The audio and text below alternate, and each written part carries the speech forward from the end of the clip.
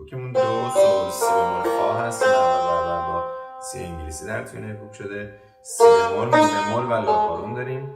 انگشت سوم قرار میگیره روی فا، بگیم فا فا فا فا، راست چپ راست راست، می ره دو. اینا دو راب بودن.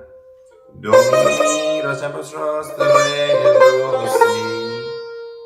همین کار از سی سی ره راست چپ راست راست، دو سی، این لا سی سی راست چپ راست. دوباره از فا فا فا فا فا می ره فا فا فا می، دو راب چپ راست راست، دو راب ره فا فا فا، دو راب چپ راست راست، فا میاد انگشت دوم. می سا سا سول، همون مزرا بندی فا می ره، انگشت اول ره فا فا فا می ره، دو انگشت اول دو می سی ره دو، سی انگشت اول سی ره دو، اون سی دو راب چپ، سی دو سی سی راست چپ راست چپ راست.